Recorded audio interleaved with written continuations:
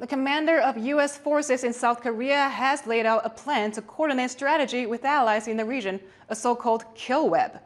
General Xavier Bronson outlined the concept in a recent interview with the Japan Times. If carried out, it would see the U.S. and its allies South Korea, Philippines, and Japan combine conventional and cyber forces in the Asia-Pacific. The plan signals a shift in U.S. approach to challenges in the region, including North Korea and tensions with China over Taiwan. For more on this kill web strategy and what it could mean for regional security, our reporter Lery Hiciano spoke to defense analyst Bryce Barros from the Institute for National Defense and Security Research.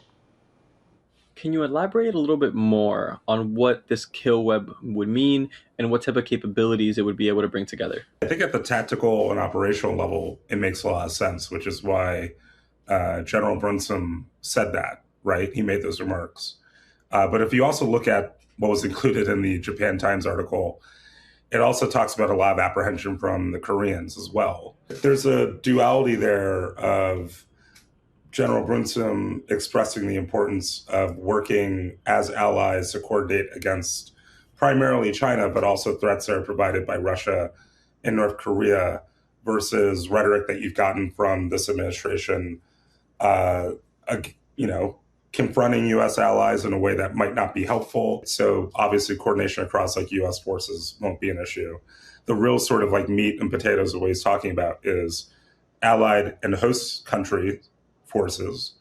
So making sure that Japan is better integrated with the Philippines and South Korea is better integrated with the Philippines and Japan, Philippines vice versa with the other two countries, and then also the U.S. being able to integrate at sort of the information sharing level better with Taiwan. I think that that's key. Do you have any concerns with what U.S. allies might be thinking about this plan and if they are interested in participating in this? I do worry that the U.S. government is getting ahead of itself on how much the South Koreans want to be included in a broader sort of way of looking at U.S.-China competition. I do think that this administration is pushing a little bit too hard on the South Koreans, and it might end up potentially backfiring. If you're trying to work on a regional kill web for the Indo-Pacific, encouraging or getting the South Koreans to join Bacalatam would be a huge part of that. But the bigger issue is making sure that the South Koreans are willing to want to play in some of these like multilateral sort of exercises. And I'm not as confident that that's something that President Lee, at least openly, publicly would want to do. Taiwan is not a treaty ally of the U.S. like South Korea, the Philippines, and Japan. So what would its role, or what would the role of the Taiwan Strait be in this strategy? Taiwan's broader role is obviously being able to defend itself or hold out as much as it can to defend itself, as well as be able to do whatever it can to prevent a Chinese blockade or quarantine of Taiwan itself.